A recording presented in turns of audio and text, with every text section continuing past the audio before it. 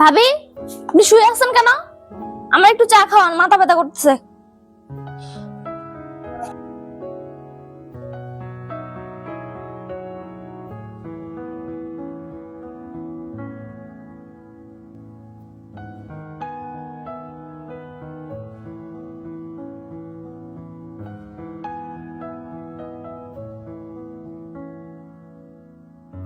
আমার চা কিছু লাগলে বইলো আমারে। হ্যাঁ, আচ্ছা ঠিক আছে।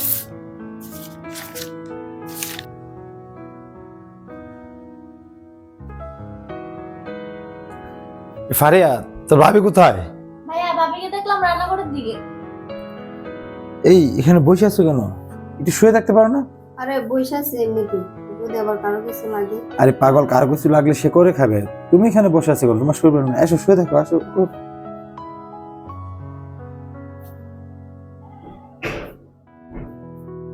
ফারিয়া, তুই নিজের কাজটা টুকটাক করতে পারিস না? জানোস না তোর ভাবির শরীর ভালো না, 103 ডিগ্রি জ্বর উঠছে। কি? ভাবির 103 ডিগ্রি জ্বর উঠছে? হ্যাঁ, তুই জানোস না? যে মানুষটা অসুস্থ থেকেও সংসারের কাজ করে তাকে কখনো অবহেলা করো না। মনে রেখো, ভালোবাসা মানে শুধু কথা নয়, প্রয়োজনের সময় একটু সহানুভূতি দেখানো। ছোট্ট যত্নই পারে বড় সম্পর্ককে অটুট রাখতে।